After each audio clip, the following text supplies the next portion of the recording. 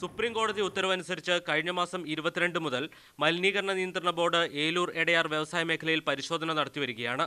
വെള്ളിയാഴ്ച നടന്ന പരിശോധനയിൽ 5 കമ്പനികൾക്ക് കൂടി അടച്ചുപൂട്ടാൻ എൻവയോൺമെന്റൽ എഞ്ചിനീയർ ത്രിദീപ് കുമാർ നോട്ടീസ് നൽകി.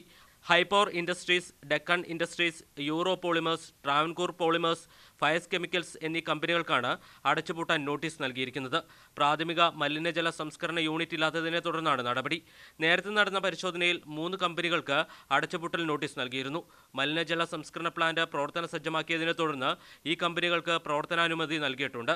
പ്രാഥമിക പാഴ്ജല സംസ്കരണ പ്ലാന്റ് ഇല്ലാത്ത വ്യവസായശാലകൾ, ഫ്ളാറ്റ് സമുച്ചയങ്ങൾ, ആശുപത്രികൾ എന്നിവിടങ്ങളിൽ മലിനീകരണ നിയന്ത്രണ ബോർഡിനോട് പരിശോധന നടത്തി ഇവർക്കെതിരെ നടപടി സ്വീകരിക്കാനാണ് സുപ്രീം കോടതി ഉത്തരവിട്ടിരിക്കുന്നത്. എന്നാൽ സംസ്ഥാനത്ത് ഏലൂർ എടയാർ മേഖലയിൽ ഒഴിച്ച് മറ്റിടങ്ങളിലൊന്നും കാര്യമായ പരിശോധന നടക്കുന്നില്ല. എടയാർ വ്യവസായ മേഖലയിൽ നടക്കുന്ന പരിശോധന തടയാനും ശ്രമം നടക്കുന്നുണ്ട്. ഇതുവരെ എടയാർ ഏലൂർ വ്യവസായ മേഖലയിൽ 33 കമ്പനികളിലാണ് പരിശോധന നടന്നത്. ജൈനസ് രാജു, മാതൃഭൂമി ന്യൂസ്, കൊച്ചി.